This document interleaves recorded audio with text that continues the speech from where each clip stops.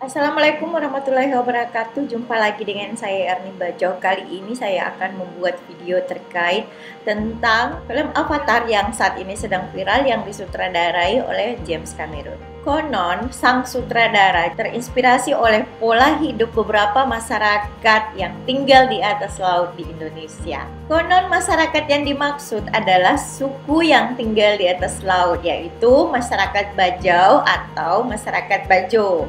Nah, melalui video ini saya ingin menceritakan bahwa sebenarnya saya sudah menulis tentang kehidupan masyarakat Bajau, yaitu saya menulis sebuah novel berjudul Manusia Perahu Terakhir, yang mana novel ini bercerita tentang latar belakang kehidupan masyarakat suku Bajau yang ada di Indonesia.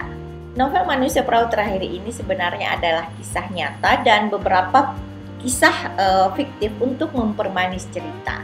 Sebenarnya novel ini adalah semacam novel pengetahuan tentang kehidupan masyarakat Bajau yang saya kemas dalam bentuk novel. Karena saya berpikir ketika saya menulis novel dalam bentuk buku-buku ilmiah, itu menurut saya itu kurang menarik, dan dengan novel ini saya harap bisa juga menjadi bacaan yang ringan yang bisa dikonsumsi oleh semua kalangan masyarakat. Dalam novel ini saya menceritakan tentang bagaimana konon dulu nenek moyang kami itu tinggal di atas perahu.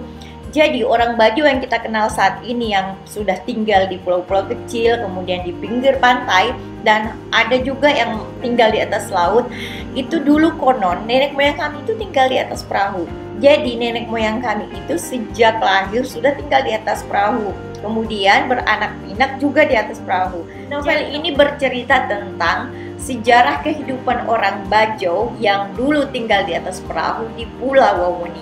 Jadi di Pulau Wawoni itu saya bercerita tentang kisah komunitas perahu, ratusan perahu tinggal di atas laut, dan komunitas ini hidup menjalankan hidupnya di atas laut sejak mereka lahir hingga meninggal dunia mereka di atas laut. Kenapa judulnya Manusia Perahu Terakhir?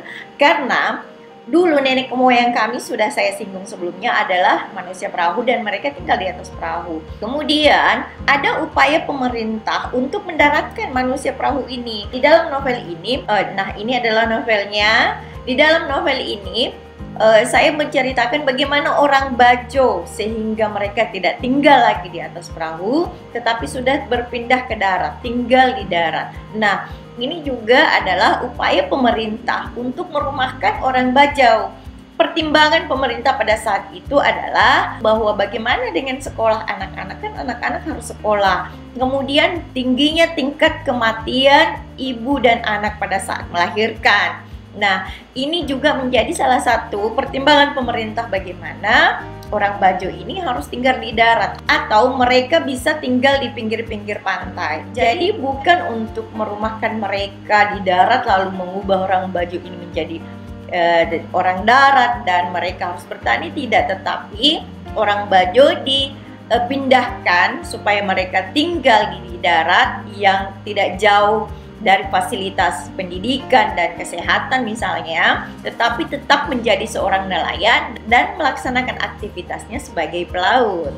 Novel ini saya tulis melalui observasi langsung, dan saya menulis novel ini selama 7 tahun, yaitu sejak tahun 2015 dan di launching pada Juni 2022 di atas kapal yang membawa rombongan Kementerian Agraria dan Tata Ruang Badan Pertanahan Nasional pada saat agenda atau acara GTRA Summit Wakatobi, yang pada saat itu Presiden Jokowi menyerahkan sertifikat tanah kepada orang Bajo atas rumah-rumah mereka yang berdiri di atas laut.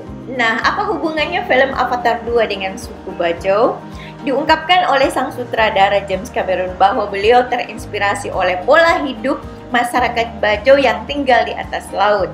Nah, melalui novel Manusia Perahu Terakhir, saya mengimbau kepada pembaca untuk membacanya karena sebenarnya ada kisah yang lebih menarik di dalam novel tersebut yang menceritakan tentang sejarah kehidupan masyarakat Bajau. Bayangkan orang Bajau dulu tinggal di atas perahu, lalu menetap di sebuah rumah dan mulai mendirikan tiang-tiang pancang di atas laut, dan mereka mulai berumah di atas laut tersebut. Jadi, orang Bajo tidak serta-merta langsung tinggal di atas laut, tidak, tetapi dulu hidup di atas perahu, kemudian pindah di atas rumah di atas laut, lalu ada yang mendirikan rumah di pinggir pantai, di bibir pantai, dan di pulau-pulau kecil. Dan sekarang masih ada dan masih banyak rumah yang berdiri di atas laut, termasuk rumah saya sekarang pun masih kokoh berdiri di tengah laut dan di atas laut. Nah, kemudian pada novel Manusia Perahu Terakhir ini terdiri dari 25 bab. Bab pertama itu bercerita tentang kampung laut, yaitu sebuah perkampungan yang dihuni oleh masyarakat Bajo yang tinggal di atas laut dan tinggal di atas perahu. Mereka menjalankan kehidupan secara turun-temurun di atas perahu tersebut. Bagaimana seorang ibu yang melahirkan di atas perahu? Bagaimana membesarkan anak-anak? Bagaimana cara membuang sampah? Bagaimana mereka berinteraksi dengan orang darat? Bagaimana mereka bercinta? Dan semua sistem kearifan lokal yang begitu cantik saya ungkap dan saya bahas, saya kupas di dalam novel Manusia Perahu Terakhir. Lalu kenapa judulnya Manusia Perahu Terakhir? Saya terinspirasi oleh kisah seorang kakek tua bernama Mbok Lacing di kampung saya di Pulau Wawonii. Mbok Lacing adalah sosok manusia terakhir yang saya saksikan yang tidak mau tinggal di rumah, di atas rumah. Mbok Lacing adalah orang Bajo terakhir di kampung saya yang memilih hidupnya tetap tinggal di atas perahu.